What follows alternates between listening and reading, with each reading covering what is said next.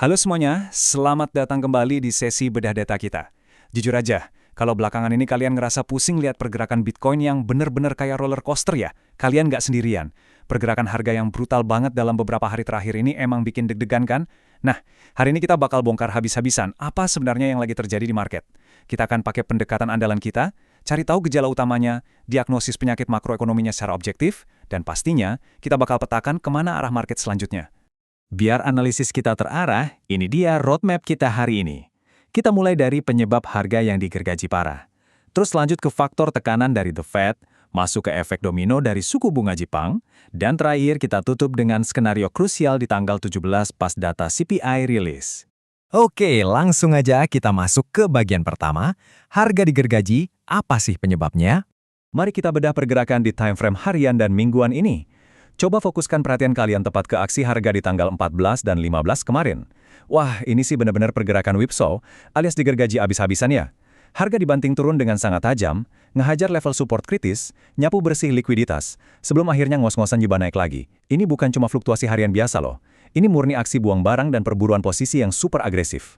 Nah, pertanyaannya, kenapa coba harga sampai digergaji sebrutal ini pas banget di pertengahan bulan? Jawabannya sebenarnya ada di balik layar, ditarik sama kekuatan makroekonomi global yang nggak kasat mata. Ini ngebawa kita ke bagian kedua, tekanan eksternal dari The Fed.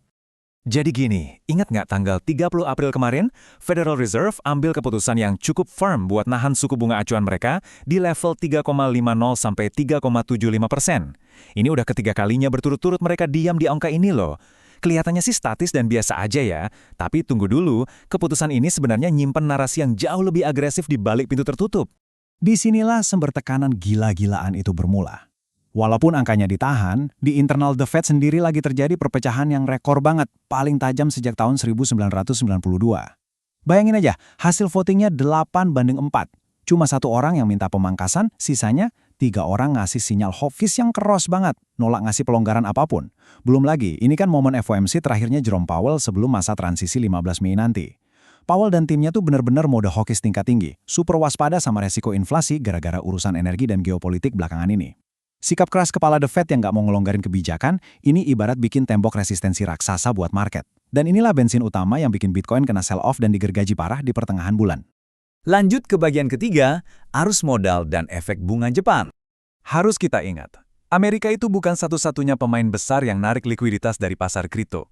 Titik data ini benar-benar krusial, 2,51%. Ini adalah yield alias imbal hasil obligasi pemerintah Jepang tenor 10 tahun yang baru aja nyentuh level tertingginya sejak tahun 1997. Ya, kalian nggak salah dengar, rekor tertinggi dalam lebih dari 25 tahun. Kepanikan soal inflasi global ini bikin market yakin kalau Bank of Japan bakal segera ngetatin kebijakan mereka. Rangkaian peristiwa ini adalah contoh paling brilian soal gimana efek domino di makroekonomi itu bekerja. Mari kita urutkan alurnya ya.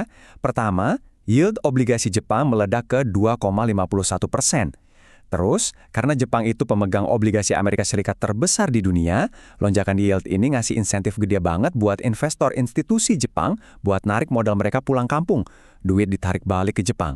Efeknya, tekanan luar biasa langsung menghantam US Treasuries dan likuiditas uang global seketika menyusut. Nah, pas likuiditas ini disedot balik ke aset-aset yang super aman antar negara, aset yang high risk kayak Bitcoin, ya ibaratnya dibiarin kehabisan bensin. Jadi, kombinasi pukulan dari The Fed ditambah manuver dari Jepang inilah resep sempurna yang bikin harga Bitcoin hancur digergaji pas tanggal 14 dan 15 kemarin. Sekarang, kita masuk ke bagian 4. Skenario tanggal 17 dan penentu CPI. Setelah tahu apa yang bikin market berdarah, lalu kemana arah pergerakan selanjutnya? Ini adalah peta objektif kita buat ngadepin tanggal 17 nanti. Semuanya bahkan sangat bergantung sama data CPI. Kita benar-benar lagi ada di persimpangan jalan nih. Coba lihat sisi A.